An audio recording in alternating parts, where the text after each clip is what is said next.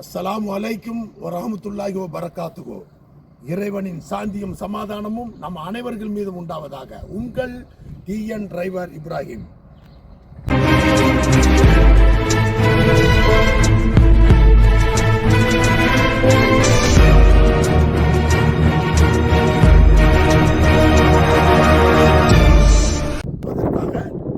கோயில்பட்டியை சேர்ந்த பாண்டி அவர்கள் வந்து பாண்டியன் எப்படி நல்லா இருக்கீங்களா? சரி, எங்க ப்ரோகிராம் உள்ளதானா? ஆமா, உள்ளதான். சரி, அவங்க தலைவர் எங்க இருக்காரு? தலைவர் இப்போ வெளில போயிருக்காங்க. இப்போ எல்லாமே சரி, ஓகே, நம்ம உள்ள போலாம். ப்ரோகிராம் ஓகே, போலாமா? ஓகே, வாங்க.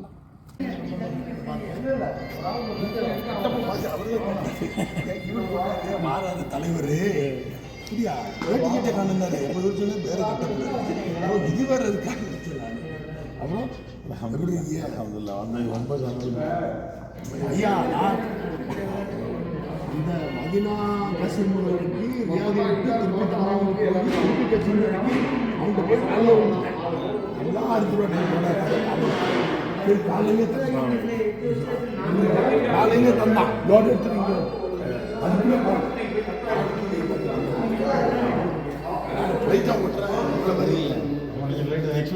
சரி, எப்படி இருக்கீங்க? நல்லா இருக்கீங்களா?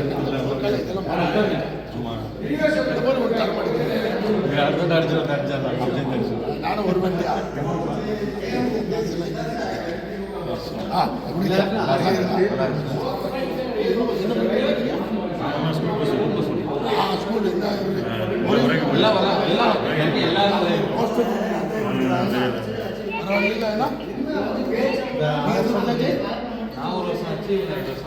எந்த ஊரு? திருச்சி. திருச்சி தானா? திருச்சி பக்கத்தில் துறையூரா? அபுபக்கர் நம்ம ஊர்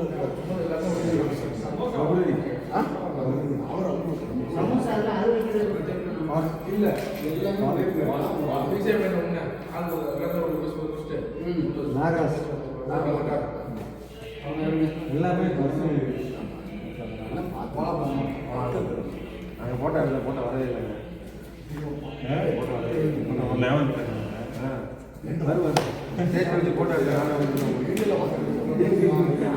வீடியோ பண்ணி ஒரு நிமிஷம் நாங்கள் போட்டிருக்கோம்.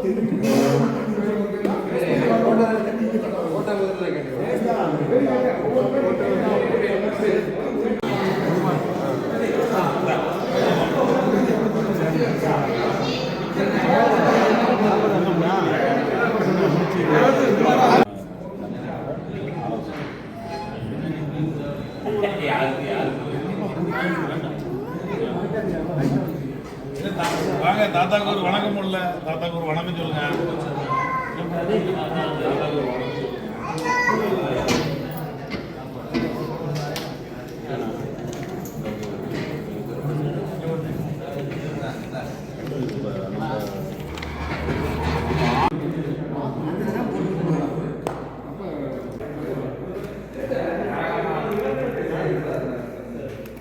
யூடியூப்ல வந்து ஃபாலோ பண்றேன். இவர் ஆக்சுவலா செத்தால வந்து நிறைய வீடியோஸ் போட்டிருக்காரு.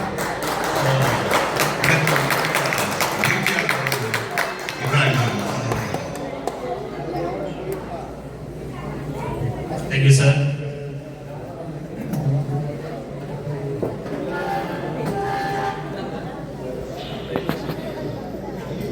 இப்பொழுது நமது சிறப்பு விருந்தினர் திரு மாரிமுத்து அவர்களுக்கு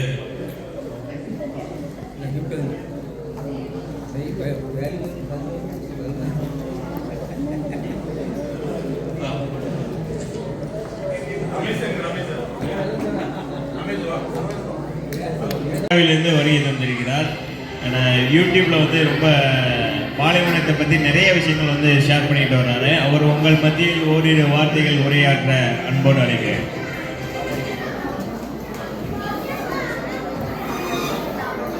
அஸ்ஸலாமு அலைக்கும் வரஹ்மத்துல்லாஹி வபரகாத்துஹு.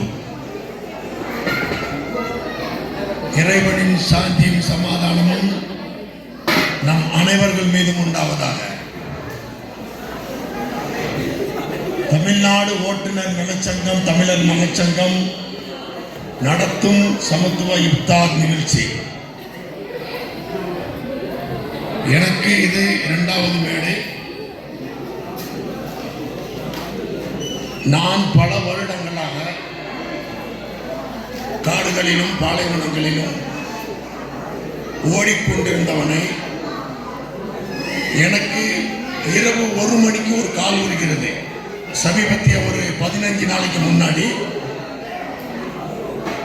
யார் என்று கேட்டால் நமது சங்கத்தின் தலைவர் முருகாலிங்கம் அவர்கள்.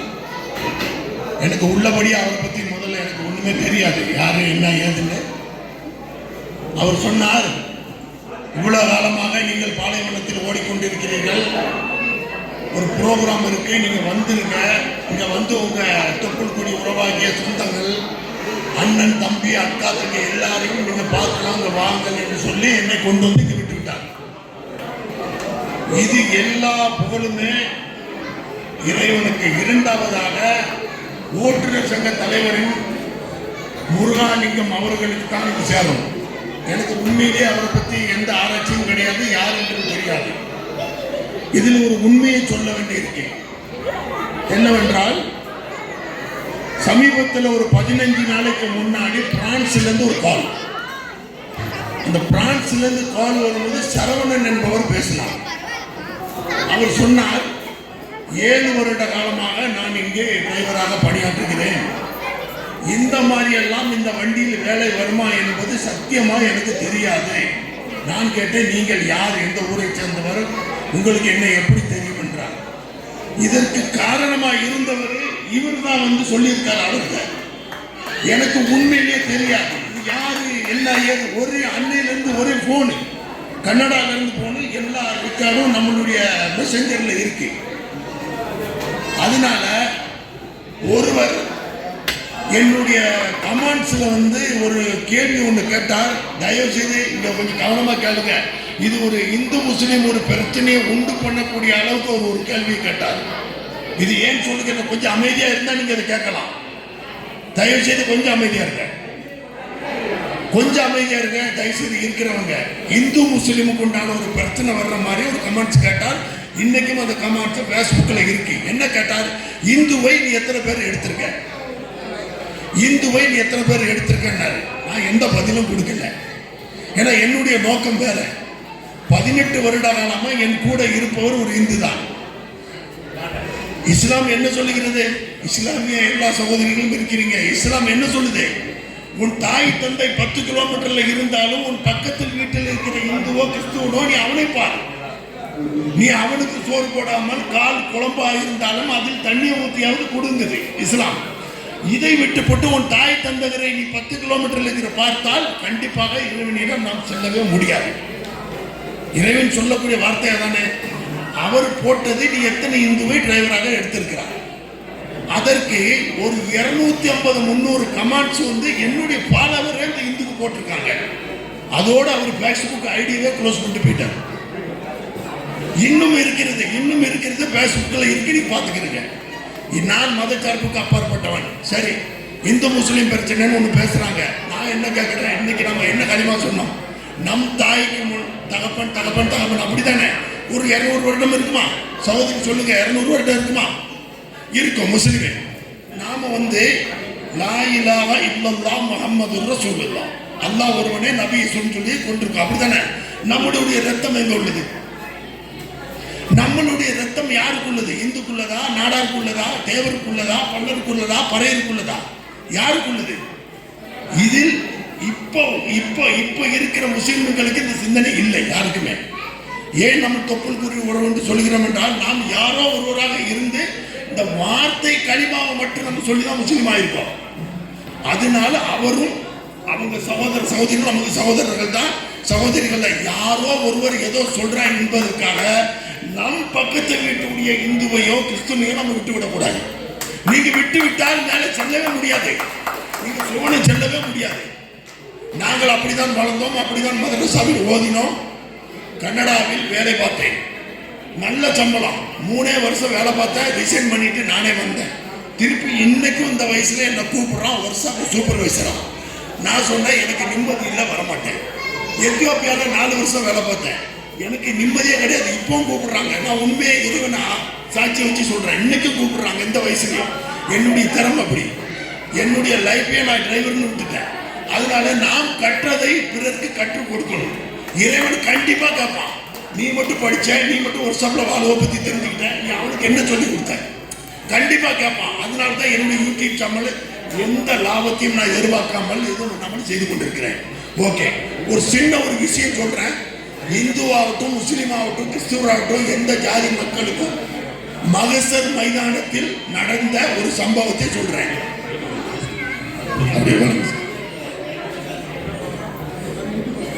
ஒரு 2 நிமிஷம் கேளுங்க.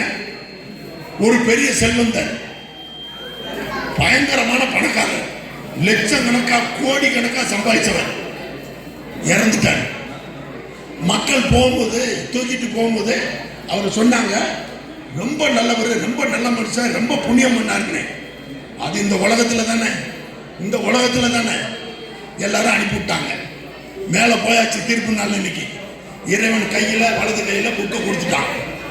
நீ உனக்கு சொர்க்கம் நான் எழுதியிருக்கேன். நல்ல கவனமா கேளுங்க. இது எல்லாருக்கும் பொதுவானது. உலகத்தில் நம்ம இப்படி வாழ்றோங்கிறத பார்த்துக்கிறேங்க. எழுதிட்டான். எழுதி கொடுத்தோன்னா சொர்க்கத்துக்கு திணிக்கிறாரு. என்னுடைய படைத்த இறைவன் எனக்கு சொர்க்கம் கொடுத்துட்டான். மேலே கிளி குதிக்கிறாரு. ஆனா அங்கிருந்து ஒரு கஷ்டப்பட்ட ஒருத்தர் வாரான். அவனுக்கு நரகம் போட்டிருக்கு. கஷ்டப்பட்டவனுக்கு நரகம். அப்போ இறைவன் சொன்னா, கொஞ்சம் வெயிட் பண்ணி, நீ குதிக்காத, என்ன அங்க ஒருத்தன் வந்து கொண்டிருக்கான், கொஞ்சம் வெயிட் பண்ணுன்னு. இவர் யார் என்று கேட்டாரு. உன்னால, உன்னுடைய பேச்சினால நீ உலகத்துல வாழும் போது நொந்து நூலாகி செத்து ஒருத்தன் மன்னிக்காம வந்திருக்கான். ஒன்னு அவன் மன்னிக்கல, அதனால நானும் ஒண்ணு மன்னிக்க மாட்டேன். அவன் சொன்னா, இல்ல ஆண்டவா எனக்கு சொர்க்கம் கொடுத்துருக்கேன், நான் அவரை மன்னிச்சிடுறேன். அது நீ பூமியில வாழும் போது இறப்பதற்கு ஒரு நிமிஷம் முன்னாடி உள்ள ஒரு சட்டம் தான் அந்த சட்டம். நீ என்கிட்ட வந்திருக்க, உனக்கு இப்ப பதில் தான். புரியுதா?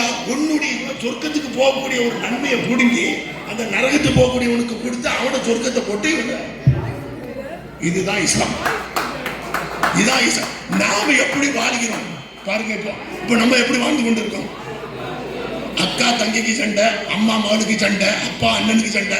இது செல்லுமா? செல்லாது. இது செல்லவே செல்லாது. இறைவனுடைய தண்டனை மிக கொடூரமானது. இறைவனுடைய நோன்பு, அதுவா சொல்றேன், கரித்தல் சொல்லுவாங்க. நோம்புல வந்து கரித்தல் ஒண்ணு இருக்கு. கரித்தல் என்னது? உங்கள் பாவங்களை எல்லாம் கரிக்கிற நாள் இது. அதை வருஷம் நம்ம நோம்புல சொல்லிட்டு போய்கிட்டே இருக்க கூடாது. இந்த தடவை 30ஆம் நோம்போட கருத்து பாவமணிப்பு கேட்டு அழுத்து தொழுத்து எடுத்துட்டீங்கன்னா அடுத்த ஒரு நாள் மறுபடியும் அக்காவோட சண்டை போடக்கூடாது. சண்டை வரும். எதுக்கு சண்டை? அது மாத்திரம் இல்ல, இன்னொரு விஷயம் இருக்கு இஸ்லாத்துல. நபிகள் நாயகம் ஸல்லல்லாஹு அலைஹி வஸல்லம் சொல்றாங்க, யார் இரத்த சம்பந்த பந்தங்களை விட்டு பிரிந்து வாழ்கிறார்களோ அவர்களுக்கு அல்லாஹ் தஆலா அவர்களுடைய ஏஜ், வயதை குறைத்து விட்டான். இப்ப நீங்க இதுக்கு மாத்துக்கிறது எதை சொல்ல முடியுமா? இறைவனுடைய வாக்க நபி ஸல்லல்லாஹு அலைஹி வஸல்லம் சொல்றாங்க. இரத்த பந்தத்தோட நீங்கள் வாழ்ந்தால் உங்களுடைய 80 வயசு போட்டிருக்காங்கன்னா அந்த 80 வயசு வரை நீங்க வாழலாம். இல்லை என்றால் உங்களுக்கு 60ஓ 50ஓ 40ஓ இறைவன் ஆக்கி விடுகிறான். அப்போ நம்மளுக்கு ஒரு ஹதீஸ் வந்து தெளிவா இருக்கு எல்லாமே. நண்பர்களே, நாம் வாழ்வது எதற்காக? ஏனென்று இந்து முஸ்லிம் கிறிஸ்டின் பார்க்காம அண்ணன் தம்பி அவர்களும் சரி. முகமது நபியுடைய தாயார் யார்? உலகமே போற்றக்கூடிய முகமது நபியுடைய தாயார் யார்? தெரிஞ்ச சொல்லுங்க. முகமது நபியுடைய தாயார் யார்? அவங்களை எதாக மறித்தார்கள்? முஸ்லிமா மறித்தார்களா? எதா மறித்தார்கள்? முஸ்லீமே கிடையாது. முகமது நபியுடைய தாயார் இறக்கும் போது அவர்கள் முஸ்லீம் இல்லை. நாயகம் ஸல்லல்லாஹு அலைஹி வஸல்லம் தன்னுடைய பிரார்த்தனைக்காக தன் தாயாருடைய கபூருக்கு போவதற்காக கேட்கிறார்கள். அனுமதி தரமாட்டேன் என்று இறைவன் சொல்லிவிட்டான். இது ஹதீஸ். அப்பேற்பட்ட நபிகளுடைய தாயாருக்கே வந்து அனுமதி இல்லைன்னா நம்மளா ஏமாத்துறோம். கபூரை மட்டும் பார்த்துட்டு வா, பிரார்த்தனை பண்ண உங்களுக்கு வந்து அலவுடு இல்லைன்னு சொல்லிட்டாங்க. தயவு செய்து முஸ்லிம்களாகட்டும், இந்துக்களாகட்டும், கிறிஸ்துவராகட்டும், அண்ணன் தம்பி சகோதரி என்று நினைத்து யார் என்ன வேணா உலகத்தில் எது வேணா சொல்லிட்டு போறாங்க. ஒற்றுமை உள்ள நாடு தமிழ்நாடு. ஒற்றுமையா இருக்கிறோம் என்று சொல்லி கூறிக்கொண்டு என்னுடைய விடை பெறுகிறேன். அஸ்ஸலாமு அலைக்கும் வரஹ்மத்துல்லாஹி வபரகாத்துஹு.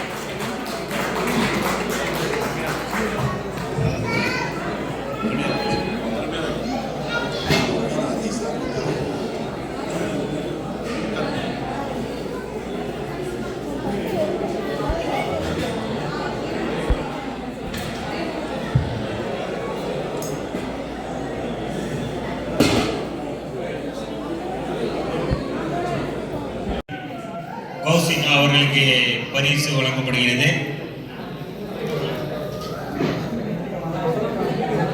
முரளி என்ன மேடைக்கு ஒரு முறையின் முரளி.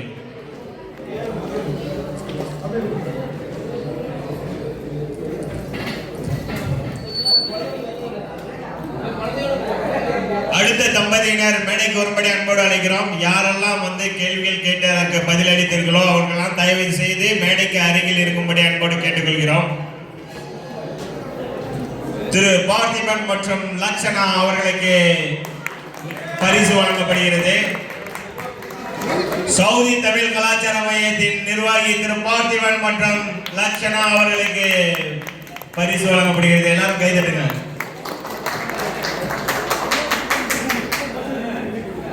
திரு இப்ராஹிம் அவர்களை அனைவரும் கரவொலியுடன் நன்றி தெரிவிக்குமாறு கேட்டுக்கொள்ளப்படுகிறது.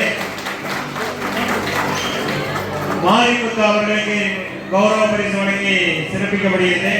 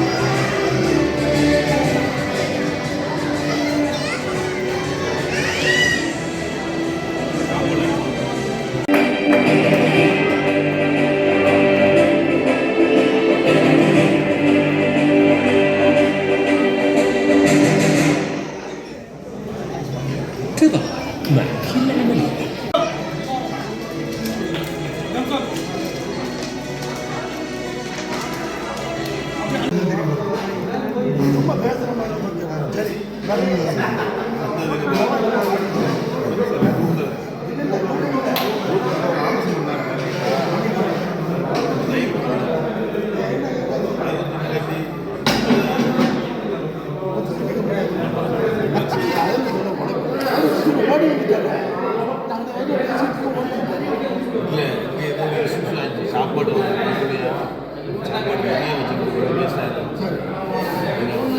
சரி ஐயா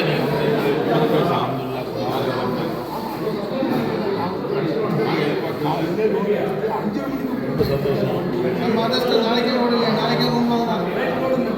வெரி குட் ஹாப்பியா